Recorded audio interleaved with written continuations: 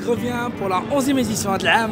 Cette année, ce qu'il y a de nouveau déjà par rapport aux années précédentes, c'est qu'il y a une magnifique exposition, une instrumenthèque africaine de tous les instruments traditionnels ou pas africains qui est à l'étage du théâtre Mohamed V. Une belle nouveauté encore cette année, c'est qu'il y a 2 fois plus de rencontres professionnelles, 2 fois plus de programmateurs et directeurs de festivals invités. Il y a une 50aine de showcases qui vont être présentés. On a des artistes d'Afrique, du Moyen-Orient, mais aussi d'Asie, d'Asie du Nord, d'Asie du Sud, d'Asie de l'Est et de l'Ouest, et des États-Unis, et du Canada, et d'Europe. Du coup, une belle représentation, non seulement africo-arabe, mais aussi du monde entier. L'idée, c'est que cette fois, on a réduit les scènes pour justement pouvoir concentrer la programmation. On a la scène du théâtre, la scène de la salle Barnier et la scène du Renaissance.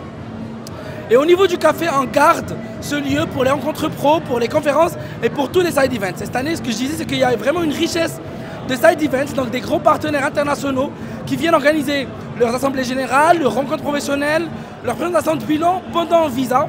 Et c'est tout à l'honneur de Visa comme étant le premier marché qui réunit les musiques du Moyen-Orient et d'Afrique sur le continent et qu'on est à sa 11e émission. Marhaba bikoum, inscrivez-vous, achetez vos billets et venez enjoy the music.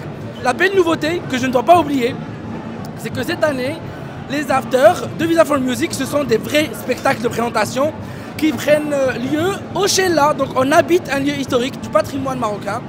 Au Chella, marhaba bikoum encore une fois, il y aura des navettes, il y aura du transport. Venez, n'hésitez pas, c'est à Rabat que ça se passe.